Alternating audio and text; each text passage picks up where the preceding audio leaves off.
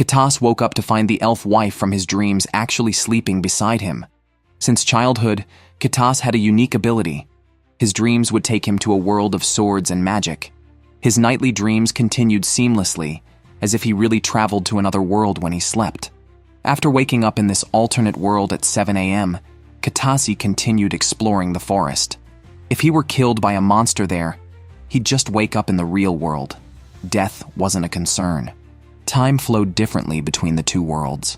The 25-year-old Kitase was a corporate drone in the real world, but a teenager in the alternate world. There, he had met a companion, the fairy Mary. However, since moving to the Magician's Guild, Mary had been very busy. Today, having some free time, Kitase invited her to explore nearby ruins.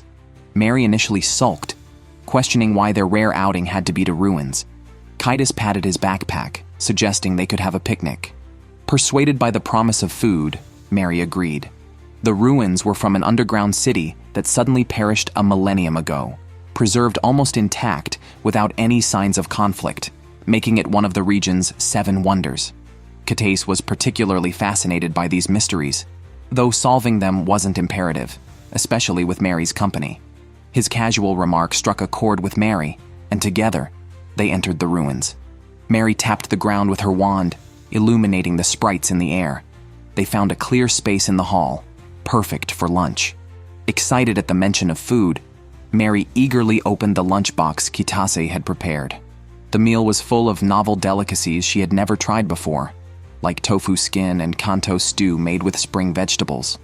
As Mary ate, she wondered about Kitase's origins, curious how he knew dishes she had never seen. Kitase told her he was from a country called Japan, likely unfindable on any map here. He offered to hang out again if Mary enjoyed his company. Mary, playing hard to get, claimed she was too busy, but admitted occasionally visiting Kitase wouldn't be a problem. After eating, they resumed exploring the ruins and soon encountered a monster. Kitase rushed towards it only to high-five the Lizardman.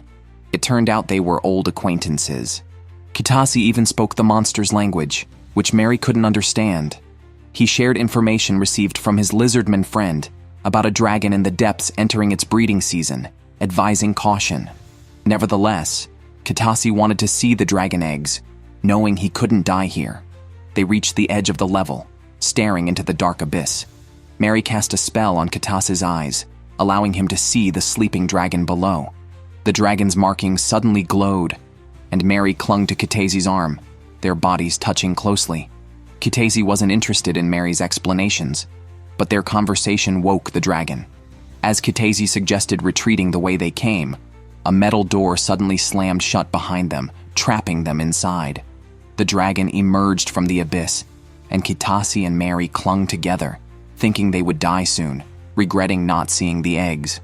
After dying in the alternate world, Kitase would typically wake up in the real world. However, this time when he awoke, he found a beautiful girl, his companion Mary, lying beside him. Overwhelmed, Kitase sat on the bed, waiting for Mary to wake up. When a completely naked Mary sat up, the first thing she saw was Kitase, who looked both familiar and a bit strange. She didn't realize she was in another world and asked Kitase why he suddenly looked older. Kitase didn't answer her question, but asked how she felt, given they had just been struck by a dragon's breath. That's when Mary noticed she was naked and quickly wrapped herself in a blanket, scolding Kitase fiercely. Since Kitase had no women's clothes at home, he had to rush to the mall to buy some. He was filled with questions, wondering if the world he thought was a dream was actually real. He hurriedly bought a bunch of lingerie and returned home to find Mary gazing out the window at the unfamiliar scenery. Mary had realized by then that she was not in her own world, but she wasn't worried or uncomfortable. Instead, she was excited, marveling at living in such a high building. "Kitase, you must be rich," she exclaimed, noticing a tall tower nearby, which she thought might be where a great sorcerer lived. Kitase explained that it was called Sky Tower and that the view from there must be amazing, especially now during the cherry blossom season. He decided to take Mary out to enjoy the day. Excited, Mary jumped on Kitase, forgetting she wasn't dressed, and quickly changed into the sailor uniform he bought for her. She looked surprisingly fitting as an elf in a Japanese school uniform, and she loved the compliments from Kitase. She guessed they were in Japan, the country Kitazi had mentioned before. Kitazi then gave Mary a hat to cover her long elf ears before taking her out. Although Mary was ambitious at first, she revealed her true, less composed self once in the car. Fortunately, Kitazi took her to a restaurant where, before the meal was served, he explained the situation. He had dreamt every night since he was very young, playing in a magical world with Mary as part of his dream world adventures. It wasn't until Mary came with him to Japan from that world that he realized the dream world was also real and that his sleep allowed him to travel between the two worlds. Awakening here usually followed an attack there. This time, being attacked by a magic dragon while embracing Mary might have caused her to come with him. He suspected they could return to the other world simply by sleeping again. Kitas also explained that his age differed between the two worlds, which is why he suddenly seemed older. Just as he finished explaining, the waiter brought their food. Mary, already a fan of Kitazi's Japanese cooking, thoroughly enjoyed the meal. After eating, Kitazi took Mary to see the cherry blossoms, hoping she would enjoy this beautiful season. A welcome to the elf lady to Japan. Kitazi woke up to find an elf wife beside him. Instead of investigating this phenomenon, he took Mary on a date. In this world without monsters, everyone lives peacefully, which Mary found beautiful. She suddenly asked Kitase what would happen if she couldn't return to her original world. Kitase, thrilled, blushed, and said they could live together, travel to various places, enjoy hot springs, delicious food, and beautiful scenery. His words sounded almost like a proposal. That night, after a tiring day, they returned home. Kitase prepared a bath for Mary, who thought the bath salts were magical. In her world, only nobility could enjoy such luxuries. Kitase also cooked dinner, making a simple pork cutlet rice bowl that Mary highly praised. Since there were leftovers, Kitase decided to pack them for their next journey to her world, where only food and drinks could be brought. Kitase had previously tried bringing a flashlight. Mary didn't know what it was, so he demonstrated it by turning off the room's lights and switching on the flashlight. Mary wasn't surprised, having adapted to the civilization here. Kitase concluded that cultural and technological items likely couldn't be transported, as even simple items like pens or notebooks were forbidden. Mary asked if there was a special ritual for transporting items, but Kitase said he just placed them beside the bed, sparking Mary's curiosity. She theorized that someone must be managing the rules for what can be transported, and Kitase must have a reason or mission for bringing her here. Before sleeping, they planned their escape from the magic dragon's lair where they were trapped. Kitase asked Mary for any information about the dragon. She knew that the dragon's intelligence surpassed humans. Its breath produced endless magic, and it was powerful enough to devastate worlds. Kitase wanted to hear trivia about the dragon to guess its personality. Mary shared that the dragon's scales were magical and of great value. It could transform into a human and had visited a city, staying for a few days before leaving. The location was a harbor town. With a sudden idea, Kitase rummaged through a cabinet, then prepared to sleep with Mary. Excited, she quickly got into bed and patted the space beside her, urging Kitase to join her. Kitase swallowed hard, tempted by the thought of sharing a bed with an elf beauty. Mary, unaware of the implications, suggested they cuddle closely since they had been attacked by the dragon while hugging. Embarrassed but determined to return to their world, they embraced and soon fell asleep. They safely returned to their world and were ready to face the dragon. As Mary spoke, the dragon emerged. Kitase held Mary's hand and began communicating with the dragon, introducing themselves and explaining their peaceful intentions to see the dragon eggs. The dragon paused its attack, and Kitase quickly offered a bottle of whiskey from the harbor town, known for its barley malt liquor. If the rumors were true, the dragon might be interested in the whiskey. Indeed, after sniffing the whiskey, the dragon relaxed slightly and asked why they had resurrected. Kitase explained that he traveled from another world through dreams, which intrigued the dragon. Kitase told the dragon about his dreams from another world, which the dragon found amusing. Pleased, it showed them its eggs, and then smelled the aroma coming from Kitase. The dragon asked if he was hiding something, so Kitase pulled out the pork cutlet lunchbox. The hot floor had warmed the lunchbox, releasing a delicious scent. The hungry dragon transformed into a human form. Surprisingly, a beautiful, robust woman. She demanded the food and drink from Kitase and haughtily said she was just tasting, not really wanting to eat inferior creature food. However, she agreed to trade a dragon scale for the lunchbox. Kitase handed it over, and the dragon ate voraciously, but choked. Kitase quickly gave her a beer, winning her over with the food and drink.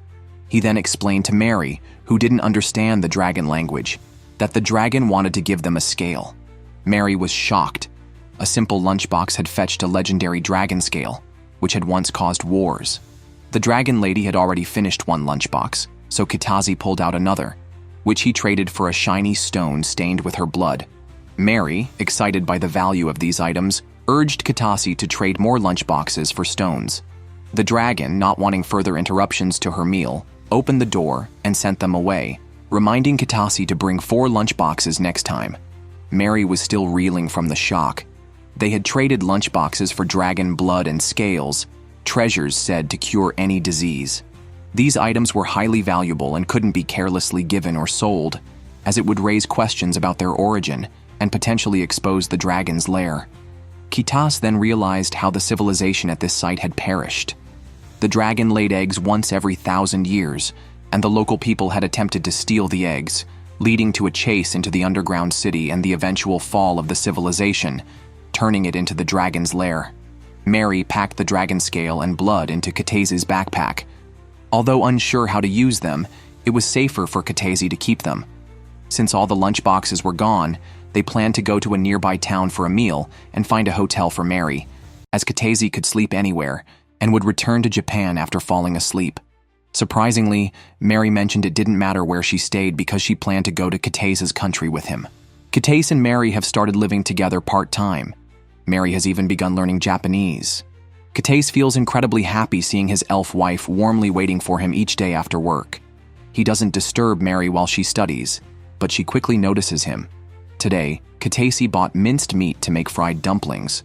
Unexpectedly, Mary introduced herself in fluent Japanese, which led him to open a bottle of wine and share some study tips with her. Mary aims to learn conversational Japanese in 2 months, and Kitase, knowing she is a centuries-old elf, fully believes she can achieve this.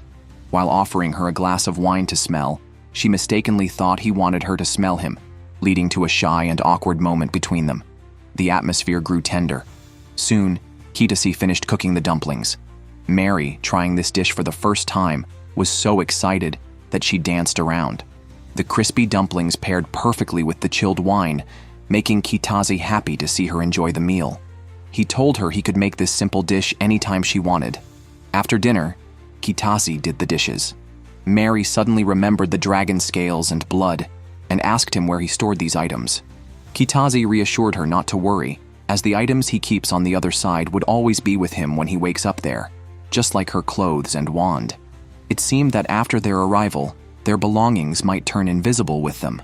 The more they discussed, the more it seemed like someone was managing these matters.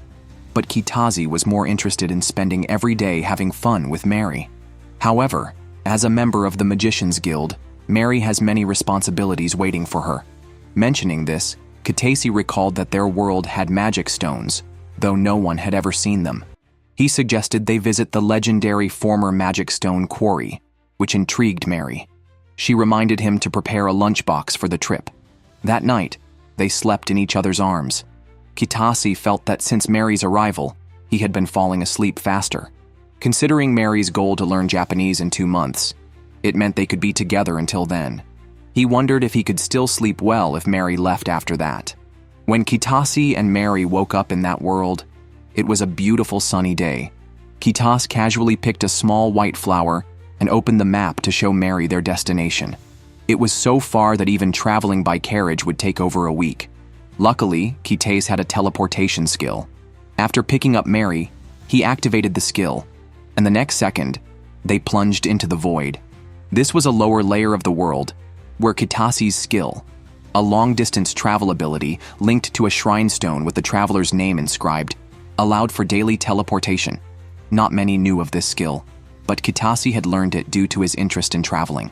After explaining this to Mary, she reminded him to put her down, making Kitase blush and quickly set her down. Using this skill, it only took them 20 minutes to reach their destination. Kitase asked Mary to stay close, since he usually traveled alone and wasn't sure what would happen with another person. Mary clung to him, and soon they were back on solid ground. Kitase placed the flower he had picked on the shrine stone, a local custom to offer a flower from the departure location upon arrival. They then headed towards the ancient quarry, rumored to be a source of magic stones used in exquisite magical tools. The place was once bustling and so significant that the nation had built a massive fortress to protect its interests. However, for reasons unknown, the magic stones could no longer be found, leading to the site's gradual decay over the past 200 years. Kitase believed that the magic stones were not truly depleted. While he was passionately discussing this, Mary was overwhelmed by the heat. Kitase comforted her, saying an oasis wasn't far ahead. They soon reached a complex of ancient buildings which sparked some interest in Mary. Kitase suggested they could stay and investigate for a few days, but Mary immediately refused, not wanting to endure the heat. Just then, Kitase sensed someone watching them, but didn't investigate further. They proceeded to the nearby oasis, a perfect spot for a breeze and a picnic. They unpacked their lunch, which today included fried rice. The taste of Kitase's cooking instantly revitalized Mary. Curious if Kitase had other skills, they checked each other's ability panels. Mary was surprised to see Kitase's level was as high as 72, the highest she had ever seen. Her level was lower because she was studying both elven and magical arts, which made it difficult to advance. Kitase, comparing their panels, grew even more admiring of Mary. Indeed, she was a true elven magician, a rare and chosen profession. In this world, magicians' missions were to unravel ancient mysteries, and some were even employed by nations for wars. Kitase's profession was a dream knight, akin to a trickster. After resting, Kitase and Mary went down, unaware that they were already being watched. Typically, magicians use wands to cast attack spells, but Mary, as an elf magician, uses contracted spirits as mediums for her magic. Demonstrating this to Kitase, she tapped her wand on the ground, producing a burst of flame that transformed into a fire salamander spirit, which then carried out her magical commands. Mary's good compatibility allowed her to maintain several spirits at once. No sooner had she finished explaining this than a beast emerged from the water. Kitase quickly drew his short sword to protect Mary and leaped to kill the creature. However, such beasts usually live in groups. As expected, more emerged from the bushes and water. Kitase used his short-range teleportation skill to swiftly eliminate them. All this was observed from above, including by a man with X-ray vision who noticed the dragon blood and scales in Kitase's bag. Although the man did not recognize these items, he was sure they were valuable treasures and sent a young orc child to approach Kitase. By then, Kitase and Mary had defeated all the beasts, but Kitase could still sense an unfamiliar presence. He noticed the orc child above, holding what seemed to be a magical catalyst. Mary sensed strong magic in it, and the next moment, a huge magical snake emerged from the water. Kitase had never seen such a creature before. His long-distance teleportation skill could only be used once a day, and his short-range skill couldn't carry Mary with him. He shielded her with his body, but they were instantly killed by the snake's breath and woke up in another world. The relief of surviving was overwhelming, and they embraced each other. Kitase warmed up 2 cups of milk, and then told Mary that since they had entered the ruins, they had been watched. During the fight with the beasts, he had felt several presences, likely thieves who were probably now frantically searching for their bodies and backpack. The child looked terrified and was probably coerced by the thieves. However, Kitase and Mary couldn't return immediately. Luckily, it was the weekend, and Kitase could stay home and enjoy some peaceful time with Mary. Kitase and Mary happened to return to Japan over the weekend, so they took the opportunity to go out on a date. While walking by the river, they encountered a kitten. Mary immediately ran to play with it, and surprisingly, the kitten seemed to like her. Their interaction delighted Kitase. They then visited a library, which was vastly different from those in the fantasy world, where books are considered valuable and sunlight harmful to them, leading to dark, dusty libraries. To help Mary learn Japanese, Kitase planned to take her to the children's section. Initially, Mary thought he was treating her like a child, but she changed her mind after seeing the picture books there.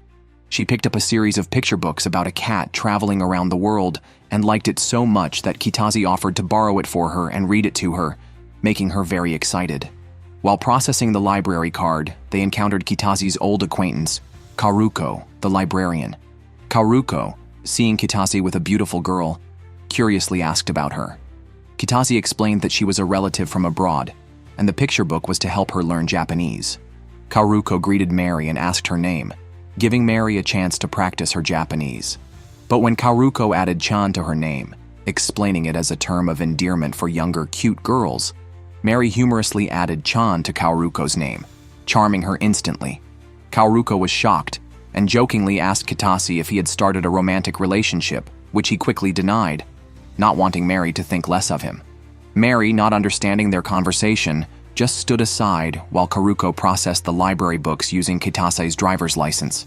It turned out Kitase had recently moved to the same apartment building as Karuko, who then invited them to dinner to get to know the neighbors better, mainly to become friends with Mary. Back home, Kitase played an animated DVD for Mary and cooked dinner. They watched the animation together while enjoying dessert. Mary had already seen it once but wanted Kitase to explain it again. The animation featured landscapes from old Japan, similar to those near Kitase's grandfather's house. Seeing Mary's interest, Kitase suggested they visit there next holiday. Their day was filled with enjoyment, and after watching the animation, Mary, overwhelmed with excitement, playfully tackled Kitase. Although she barely understood the dialogue, the visuals alone made her very happy. Knowing Japan had many interesting animations and games, she became even more determined to learn Japanese. Gently touching Kitase's chest, she bashfully asked him to fulfill her wish, which turned out to be just watching the animation again. Kitase thought he might as well cook dinner during this time, but then a minor earthquake occurred. Kitase was about to inform Mary when she ran out of the bathroom, naked, and crashed into his arms. After calming the startled Mary, Kitase felt quite accomplished for managing to keep his composure. After Mary changed her clothes, dinner was ready, and both felt a bit embarrassed. Kitase apologized first, regretting that he hadn't warned her about Japan's frequent earthquakes. Mary graciously said it didn't matter. Then she noticed the dry curry on the dinner table and was overwhelmed by its strong aroma as soon as she sat down. She eagerly took a bite, finding it unexpectedly spicy but also sweet from the vegetables, which made her keep eating. As evening fell, it was time for them to return to the other world to discuss how to resolve the ongoing crisis there. It was already a new day there, and Kitase's long-distance movement had refreshed, allowing them immediate escape upon their return. However, they were still worried about the child they had left behind, suspecting that the magical catalyst in his possession held some secret, which was probably why he was targeted by thieves. Mary suddenly remembered an ancient document she had read, which mentioned that the cat-like beast folk were adept at using magic stones. She speculated that the child might be from the cat tribe. That night, Kitase and Mary cuddled in bed while Kitase read from the picture book until Mary fell asleep. As Kitase watched her sleeping face, he couldn't help but think about enjoying the scenery near his grandfather's house with her. After wishing her a good night, Kitase also fell asleep. The next second, they woke up in the other world. They formed a team for easier telepathic communication and confirmed their combat plan. Their goals were to rescue the beast child and repel the thieves. Mary used her light elf to cast invisibility on herself, while Kitase went to locate the child, who was surely guarded by thieves. He planned to use himself as bait to draw the thieves away, anticipating they would force the child to summon monsters again. While Mary distracted the monsters, Kitase neared the thieves' den. Mary created a distraction, and the thieves checked outside. Seeing Kitase's provocative stance, they went to inform their leader. As expected, a huge monster appeared, and the beast child was seen holding a magic stone. Mary directed fire elves to distract the monster like playing whack-a-mole, while Kitase rushed to the child's side and found he was indeed from the cat tribe and had been restrained. Kitase spoke in the beast language to assure the child of his benign intentions, which lowered the child's guard. The child had been living in seclusion with his grandfather when the thieves attacked, killing the grandfather and capturing him. Although Kitase sympathized with his plight, they needed to escape first. The child placed his paw in Kitase's hand, but the thieves were already pursuing them. The leader of the thieves guessed Kitase had specialized mobility skills and offered a deal, demanding a backpack full of treasures in exchange for the child's freedom. Realizing the leader knew about the treasures because of his sensing abilities, Kitase knew he couldn't be trusted. He teleported and shattered the stone, freeing the child from his chains. Despite the leader's anger, Kitase, with his agility and teleportation skills, outmaneuvered the thieves. A bald brute then pushed Kitase to the edge of a cliff, but Kitase suddenly disappeared, causing the brute to fall instead. The child took the chance to escape, and Kitase met up with him, explaining his illusion skill that creates phantoms. He asked the child, Moi, to wait while he disappeared again, catching the thieves off guard. He temporarily hid in their den and contacted Mary, learning she was also doing well. They planned to meet up, but before that, Kitase wanted to figure out what the leader was up to. He had a bad feeling just as the leader spotted Mary's hiding place. The leader sent his subordinates to capture her from the bushes. Kitase rushed to intercept them. The leader attempted a magical sneak attack, but Kitase dodged it. However, the leader captured the child in the meantime and used him to threaten Kitase. Grudgingly, Kitase approached, throwing down his sword to reduce weight for teleportation, pretending to surrender. Then he teleported away with Moi, acting as a cushion to protect the child during their sandy landing. They quickly went to meet up with Mary. Just then, the monster emerged from the sand, too close to escape. Kitase remained calm, wondering if dying here would send him back to Japan as usual, but concerned for Mary's safety. Resolved not to die, Kitase was surprised to see the monster not attacking but reaching out tentacles towards Moi, apparently searching for something. Moi pulled out the magic stone, recalling his grandfather's words about its exceptional quality among magic stones and how it led to their village's destruction. When the stone was unearthed, monsters from deep underground were awakened. His ancestors from the cat tribe had to flee their homeland, hiding from both monsters and humans ever since. It seemed the monster wanted this magic stone, so Moi handed it over. The monster took the stone and immediately returned underground, causing the sand above to collapse and reveal a large pit, which turned out to be an underground labyrinth. Kitase inspected the pit and realized it was a labyrinth. Mary ran over, relieved to see everyone safe. She particularly liked Moi's fluffy appearance and kept hugging him. They reported the discovery of the labyrinth and the thieves to the soldiers, hoping they would help settle Moi. The soldiers agreed, recognizing the potential benefits and possible disasters the labyrinth could bring to the nation. Soon, the royal family dispatched a reconnaissance team to the underground labyrinth. Although Kitase and Mary were foreigners, as discoverers, they were granted special permission to explore. However, as a member of the Magicians Guild, Mary's involvement in such a dangerous labyrinth might not be permitted by the guild, which would likely send a higher-level magician instead. Kitase said he would also stay back if Mary couldn't go, as he looked forward to exploring the labyrinth with her. Unbeknownst to them, their conversation was overheard by a magic dragon through a dragon bloodstone.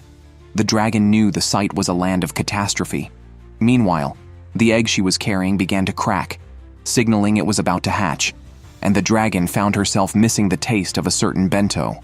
Back in Japan, Kitase made sandwiches for breakfast, and Mary didn't leave a single drop of sauce on the plate.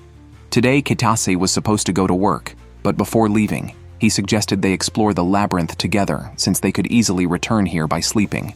Mary was tempted, knowing she had a way to get the Magicians Guild's approval by demonstrating their abilities to reassure them. They resolved to devise a combat plan. After a reluctant farewell, Mary sent Kitase off to work. On his way, Kitase pondered their abilities, noting that both were offensive types. It would be beneficial to have someone responsible for defense. While Kitase was at work, Mary did a thorough cleaning at home. After finishing, she started studying Japanese on her own. By noon, she took out the chicken Kitase had marinated from the fridge. All she needed to do was bake it in the oven for lunch. Kitase had left detailed instructions, which were simple for Mary to follow. In a few minutes, the aroma of the chicken, her favorite flavor, filled the air. Kitase knew her taste well. After the chicken was ready, Mary ate while watching an animated show. Meanwhile, Kitase felt a bit lonely, eating his sandwich and worrying whether Mary managed to cook the chicken properly. Then, he received a message from Kaoruko, inviting them to a get-together that evening. Initially, Kitase thought to decline, but then he thought it would be good for Mary to make more friends in this world, so he agreed. After work, Kitase took Mary to a cafe, her first time trying coffee. She initially frowned at the bitterness, so Kitase added some milk and sugar which she found much tastier. Mary joked about how she was increasingly adapting to life in this world. While they were playfully bantering, Kaoruko and her husband arrived. After introductions, Kaoruko's husband had already booked a fancy restaurant, which was more expensive than expected. Fortunately, Kitase could afford it, but Kaoruko's husband insisted on paying since it was their treat. At the restaurant, they had a French meal served in courses. Mary, who had never experienced such dining, was amazed by each dish. The highlight was the foie gras, which she found irresistibly delicious, especially with steak. When she heard there were desserts to come, she almost couldn't handle her excitement, worrying she might never enjoy food in the other world as much again. After dinner, they found another cafe to chat. Mary shared that she was learning Japanese while watching animations, and Kitase mentioned planning a trip to visit his grandfather in the countryside, wanting Mary to get used to traveling first. Kaoruko's husband recommended a place with a hot spring run by an acquaintance. Mary was very interested. Leaving the cafe, Mary and Kaoruko had become good friends, with plans to visit each other's homes next time. Kitase thought it was great for Mary to have fun while he was at work. On their way home, Kitase and Mary returned to the other world and visited the labyrinth they had previously discovered. They learned that something similar to a magic stone had been unearthed. Magic stones are incredibly valuable resources, so the authorities immediately ordered the site to be sealed off. However, Kitase didn't see this as entirely good news, but he and Mary began gathering information nonetheless. Mary dragged Kitase to see a great magician who instantly realized that Kitase didn't fully belong to this world. Kitase's maturity during their conversation impressed the old man, who couldn't help but complain to Mary about how challenging it must be to live with him. Mary not only disagreed, but also praised Kitase enthusiastically, making him blush. They then discussed the magic stones. The great magician felt that people were overly excited about the discovery. He mentioned that magic stones were traditionally crafted by the cat tribe. He wondered why humans couldn't do the same and noted that the existence of magic stones wasn't a secret until about 2 centuries ago. Yet there was almost no documentation, as if someone had deliberately erased the ancient labyrinths from history. During the conversation, the old man called over a tall man named Hakam, the commander of the labyrinth exploration. Hakam knew that as the discoverers, Kitase and Mary had obtained a permit to investigate. However, he still cautioned them against taking reckless actions. Kitase assured him they would not enter the labyrinth soon due to potential unknown dangers, which reassured Hakam. The old man, however, commented skeptically on their plans after revealing to the crowd that the pair were living together, which drew teasing from those around and embarrassed both Kitase and Mary. They quickly left the scene with their investigation permit. While walking around the town, which was situated in a hot desert, Kitase bought Mary a set of cool clothing, including a matching veil, which he tenderly placed on her, much like a veil on a bride, leaving him speechless with adoration. After shopping, they visited Moi, who had fully recovered from his injuries, and was very grateful for Kitase and Mary's help. Mary embraced Moi upon seeing him. Hakam had summoned them because he needed Kitase to act as a translator, as no one else understood the beast language. Hakam then showed them a stone found by the advance team that resembled a magic stone. Mary asked Moi to touch it, and the stone indeed glowed, indicating its magical properties. Moi instinctively refined it into a magic catalyst. Although weaker than previous stones Moi had handled, it felt very similar. Hakam was thrilled, immediately securing the stone to report it. He also asked Kitase to help teach Moi the common language, which Kitase agreed to before they all shared a lunch. Mary fed Moi, who had never tasted such delicious food before, and contentedly lay on Mary's lap afterwards. During the break, Kitase took out dragon blood and scales they had obtained from a magic dragon and asked Moi to refine them. Moi had never done this before but was willing to try. They found that power was being transferred from afar into the materials. Mary noticed the light from the dragon blood dimming, suggesting something might have happened to the magic dragon. As the dragon blood and scales began to flicker, Kitase tried to communicate with the distant magic dragon, but received no response. Deciding to investigate, Kitase and Mary planned to check it out together. News of the labyrinth reached the Magicians Association. They decided to select a representative to explore the labyrinth with Mary. However, some argued that no representative was needed and that the discoverers should handle it themselves. This suggestion came from Mary's master, who was confident in Mary's abilities. The final decision would wait until Mary's return for further discussion. Meanwhile, Kitasi and Mary returned to the ruins. A Lizardman elder guided them, mentioning that the magical beasts rarely encountered the magic dragon directly, but even they sensed something was amiss recently, often hearing terrifying moans inside. After guiding them in, the Lizardman quickly left. To their surprise, when the lights came on, they found 3 baby dragons. Previously laid dragon eggs had hatched. The magic dragon had reverted to her elder sister form and urged Kitasi to pull out the object. Unfortunately, they had already eaten all their lunch, which upset the magic dragon, who had been nourishing the baby dragons with her magic to prevent them from starving. Angrily, she threw a tantrum on the floor. Kitase, trying to calm the situation, suggested she could join them at a hot spring. He and Mary were planning a hot spring trip that weekend. The magic dragon was more than happy to join, eager for the invitation. Since Kitasi and the dragon had been conversing in the dragon language, Mary did not understand much until later when she found out about the hot spring plans and scolded Kitasi for not informing her sooner. They then realized they needed to hurry to the Magicians Association before it closed, and they managed to get there just before dark. Afterwards, Mary was busy reporting to the Magicians Association and dealing with backlogged tasks. Kitase was similarly overwhelmed with work in Japan, leaving them little time together. Fortunately, the weekend finally arrived, which they both looked forward to. Unbeknownst to them, their conversation was overheard by a green-haired member of the association who opposed Mary's master and had been secretly tracking them. He was shocked to see Kitasi and the Lizardman elder chatting amiably, and even more so when he witnessed 2 ancient killing machines.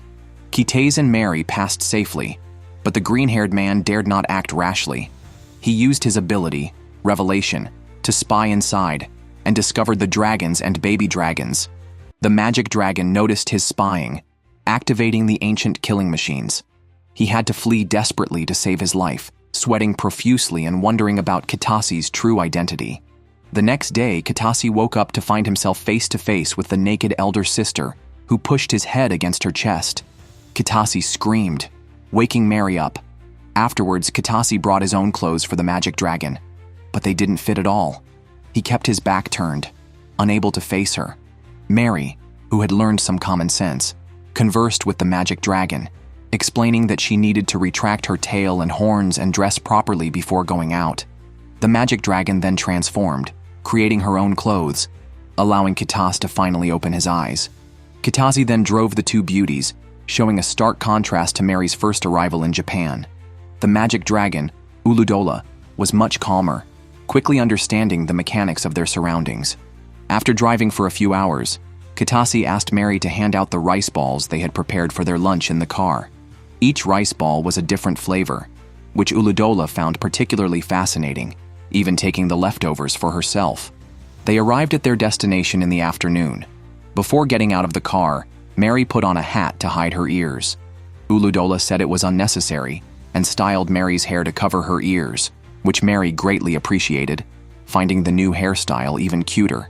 Kitase bought them skewers to snack on, and both were amazed at the taste, giving enthusiastic thumbs up. They then arrived at the hot spring inn they had booked, where Kitase had reserved a room with a private bath, concerned about Mary's ears being exposed. However, Uludola had already solved that issue, so they could enjoy the communal bath. They eagerly changed into yukatas and headed to the bathhouse. Uludola was about to jump into the water when Mary stopped her, explaining that they must wash their bodies in the cleaning area first, a practice Kitase had taught her. They washed and then entered the hot spring, sighing with relief at the comfort, feeling almost unreal. While Mary was in a dazed state, Uludola asked if they could enter the ancient labyrinth. Mary responded instinctively, only realizing something was amiss afterwards. How did Uludola know about it? Indeed, the dragon scale could be used for eavesdropping. Uludola was merely curious about Kitase's identity, concerned that some might have ulterior motives. She hadn't expected that Kitase would be sleeping with an elven beauty every night. Mary, embarrassed, warned Uludola not to spy anymore, or she wouldn't bring her to the hot springs again. Uludola quickly assured her that she only heard voices and respected their privacy even if they were kissing. She heard nothing. This embarrassed Mary further. Seeing her reaction, Uludola, experienced in these matters, knew Mary was harboring a young girl's crush. They went to the steam room to talk privately. Despite the dizzying steam, it offered a different kind of comfort compared to the hot springs. They resumed their conversation, with Uludola explaining that her body was nearly elven, while fairy-like Mary was fundamentally different from humans. If Mary wanted to get closer to Kitasi, she would need to gradually change her mindset and body. Uludola encouraged her, saying that she would eventually be with Kitasi. However, Mary lacked confidence because Kitasi never touched her. They hadn't even kissed, making her feel treated like a child. Uludola reassured her that this was only because Kitasi cherished her greatly and even gave Mary some advice. Soon after, Mary left the bath alone and met up with Kitasi. Together, they went for a foot bath. Mary took this opportunity to thank Kitasi and then, mischievously, kissed his forehead to let him feel the same emotions as her. This was the idea Uludola had suggested. Observing Kitasi's reaction after the kiss would tell her if there was any hope. When they returned to their room, Uludola was already impatient. Kitasi quickly ordered dinner. Tonight's meal was a local specialty, giant pork cutlet rice bowl, named for its size resembling straw sandals, and known for its crispy deliciousness. It paired wonderfully with Japanese sake. With some time left before bed, Kitasi suggested they could return to their room for another soak while he would visit the communal bath again. Alone, Kitasi reflected on Mary's kiss. On the way back, Kitasi was still reminiscing about Mary's kiss. He gently covered the sleeping Mary with a blanket, which led Uludola to tease him, noting that usually women take care of men, not the other way around. Kitasi replied that times had changed. Uludola then complained that Kitasi only had eyes for Mary and didn't understand his urgency to explore ancient dungeons, eventually crying out of frustration. Kitasi quickly comforted him. That night, they took a break from traveling. Kitasi was curious why Uludola was out with them instead of caring for the children in the nest. To his surprise, Uludola revealed that he was not the original, but one of 7 dragon cores. The original was back in the nest looking after the children and only needed to synchronize occasionally. Therefore, joining them for the dungeon adventure was not a problem. Essentially, Uludola just wanted to have fun, so Kitasi agreed to go along, though he suddenly remembered he hadn't discussed it with Mary yet. Decisions like this couldn't be made without her agreement, so they would have to wait until Mary woke up. That night, they returned to the other world to continue their journey together. Uludola wanted to accompany Kitasi and Mary to the Magician's Guild and hid his dragon horns and tail to blend in. However, before they reached the guild, they were stopped by a magician named Stan, who had a bad reputation within the guild and was clearly looking for trouble. He questioned Kitasa about his nightly disappearances, having noticed that Kitasi's presence vanished each evening, which was impossible for ordinary humans. His second question was about the magical dragon they encountered and how they survived such a fearsome creature. Stan wasn't much interested in the answers, as his intentions wouldn't change. He planned to flay Kitasi to see if he was a monster, then head to the ancient dungeon to defeat its monsters and explorers, claiming the treasures for a triumphant life. He had his minions restrain Mary and Uludola, signaling an unavoidable confrontation. Kitase borrowed a sword from Uludola, which felt different from any he had used before, and instructed Mary to stay close to Uludola before engaging Stan in a fierce battle. Unbeknownst to Stan, his bullying of the children was being live-streamed by his rivals in the guild. Stan kept attacking, but Kitase was merely dodging, using his skill, Simpleton, which allowed him to record and anticipate Stan's moves for effective evasion or counterattack. Although simple, the skill could produce unexpected results with repeated use. Growing impatient, Stan rushed at Kitasi, who sped up and vanished just as Stan swung his sword, then reappeared behind him. Surprisingly, Stan blocked this sneak attack and activated his clairvoyance. Nearby, Mary and Uludola started arguing because Uludola, now their shield, was unarmed. Uludola claimed she didn't need any weapons, infuriating Stan's minions, who couldn't bear being disregarded. They summoned numerous magical beasts, but these were just the spirits of wyverns. As the spirits advanced, Uludola revealed his dragon horns and tail and merely glared at them, scaring all the wyvern spirits away. The minions were instantly sweating and pleading for mercy. At this moment, Kitasi was not gaining the upper hand. It seemed as though his movements were being predicted by his opponent. It was then that he noticed Stan's unusually keen eyes. Could it be that Stan had the ability to see the future? Kitase, undeterred, launched another attack. However, Stan merely grazed his face with the tip of his foot, leaving a cut. Stan had also figured out Kitase's skill and pinpointed where Kitase would move next, kicking him into the lake. Fortunately, Kitase was unharmed, and Uludola and Mary were still sitting by the lake, watching the excitement. However, Kitase had thought of a way to win. He engaged Stan in combat once again. This time, Stan's clairvoyance seemed ineffective. Kitase not only dodged his attacks but also moved behind him and swung his sword. Stan caught the blade bare-handed, while his other swords closed in from both sides. But the next second, Kitase suddenly released his sword and kicked Stan in the chin. It turned out that Stan's ability, called Apocalypse, became more precise with each use but also more predictable, making it easier for Kitase's simpleton skill to record and exploit. In essence, Kitase had seen through all of Stan's movements. Surprisingly, Stan had lost to a teenager, although Kitase was actually nearly 30.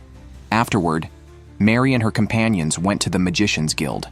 Unexpectedly, the guild leader was a kind old man who quickly agreed to let Kitase and Uludola accompany Mary to the dungeon, even skipping the usual inspection process. This was naturally thanks to Mary's master's influence. Moreover, the guild leader and Uludola turned out to be old acquaintances who had fought side by side as friends in their younger days. Out of respect for the guild leader, Uludola agreed to leave the punishment of the two magicians to the guild. After several twists and turns, Kitase and his group arrived once again in the country where the dungeon was located. They first went to see Mui. Mary was eager to get close to Mui, but Mui was terrified upon seeing Uludola. Uludola took out a stone tainted with dragon blood and asked Mui to process it, teaching him the technique.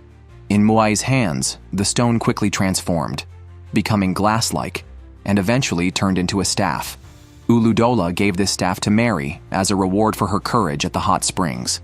Finally, Kitase and his group were ready to begin their official exploration. Kitase and his group were finally ready to officially explore the labyrinth. A market had sprung up nearby, and they needed to shop before entering. Uludola decided to stay behind, not wanting to be a third wheel to the couple. Kitase planned to buy a tent and casually asked about the price of tea. The vendor, seeing his young age, wasn't keen on serving him as the goods were expensive. Mary then showed a permit, proving they were part of an exploration team. The vendor tried to overcharge them, but another man revealed himself as the captain of the exploration team. He helped Kitase and Mary bargain hard, even arranging for someone to set up their tent and lend them some furniture. Given that they had discovered the labyrinth, they were considered to have brought great wealth to their nation. Captain Jera told Kitase and Mary to approach him if they needed anything. Another team captain, Dora, came by and gifted Kitase a can of tea as a welcome present. After Dora left, Jera's subordinate joked about when the captain's own spring would come. That evening, Mary couldn't wait to lie in the bed Jera had provided, all of which were high-end products. She assumed the captain must be wealthy. This gesture made Kitase, accustomed to sleeping outdoors, feel grateful. Uludola didn't join them for the night in Japan, staying behind to observe other teams. Thus, only Kitase and Mary woke up there the next morning. Kitase had also brought the can of tea, and their breakfast consisted of bread and tea. It had been a long time since they had some alone time together. A mere mention made Mary blush. However, as they spent more time alone, Kitase kept bringing up Uludola to Mary's growing impatience. Suddenly, he suggested they cook together since it was the weekend. After a trip to the supermarket and Kitase buying Mary an ice cream which she tasted for the first time and loved, she wished Uludola could join them.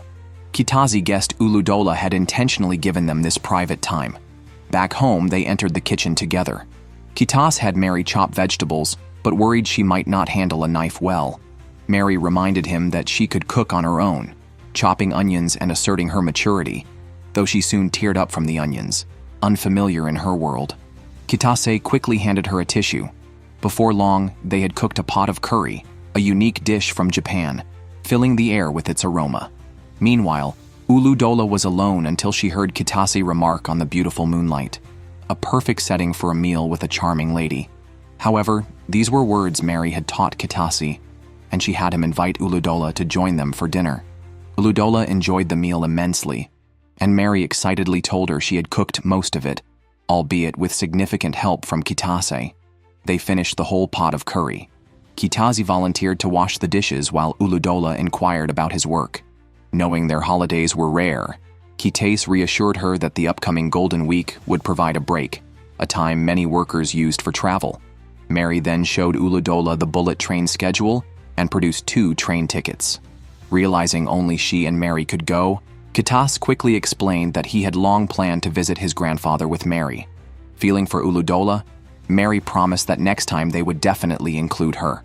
The next day, they returned to the other world. Before setting out, they greeted Hakam and introduced their new shield-bearer, Uludola. Hakam was instantly smitten with Uludola, but his compliments were cut short by the great mage who tapped him on the head. The old mage wanted Kitase and his team to see something, and showed them an incomplete map of the labyrinth.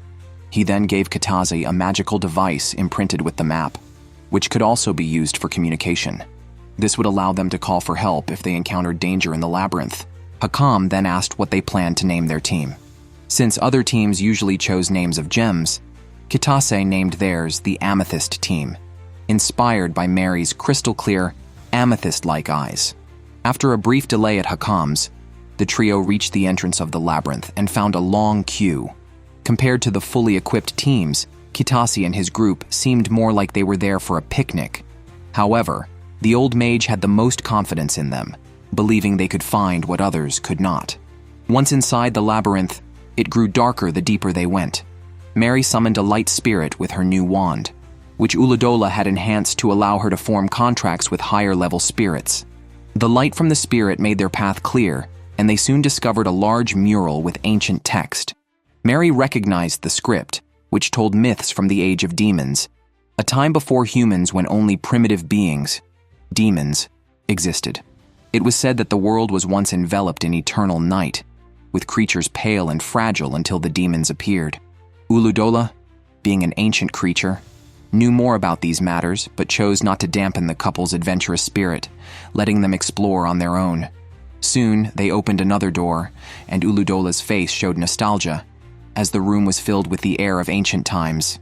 However, their long walk had encountered no demons, preventing Kitase and Mary from leveling up their new weapons. So, Uludola decided to initiate an attack herself. Taking this opportunity, she thought it a good moment to give Kitase some rigorous training. Today, when Kitase woke up, not only was there a beautiful elf beside him, but there was also a little black cat. The noise of him falling out of bed woke up Mary. Mary got excited when she saw the little black cat because it was a familiar capable of sharing senses with Uludola. The cat would accompany Kitase and Mary back to Japan in Uludola's place. They were planning to travel this weekend. The train station was crowded, so Kitase grabbed Mary's hand to avoid getting separated. They needed to choose bento boxes for their high-speed train ride, but Mary was unsure which one to pick given the variety. The young couple discussed their travel plans enthusiastically, which warmed the heart of an elderly lady nearby. After buying their bentos, they headed to the platform. This was Mary's first real-life encounter with a bullet train, which thrilled her even more. She lifted the little black cat to show it the swiftly changing scenery outside the window. After the excitement, they enjoyed their bentos, which were more elaborate than Kitase's usual cooking. They had bought different types, and Kitase encouraged Mary to try some of his. Just as he was about to transfer some food to her bento box, Mary closed her eyes, waiting to be fed. Blushing, Kitase fed her, finding her unintentional flirting unbearable. After eating, Mary felt tired and dozed off against the seat. Kitase found himself reminiscing. He'd been taken in by his grandfather's family when he was in 5th grade, but he could barely remember his life in Tokyo before that, or even what his mother, who had raised him alone, looked like. Perhaps he was more focused on the dreamlike landscapes of his world. After disembarking the bullet train, they took a bus. The area was very different from Tokyo, making Mary feel more at ease. Soon, they arrived in the countryside filled with farmlands. They turned a corner and saw a beautiful snow-capped mountain, a sight Kitase first saw from his grandfather's car, which had startled him with his own voice, long unheard. His grandfather had given him a small piece of chocolate then, just like the one Mary gave him now. They had to walk a bit after getting off the bus, but the fresh rural air was a new experience for Mary.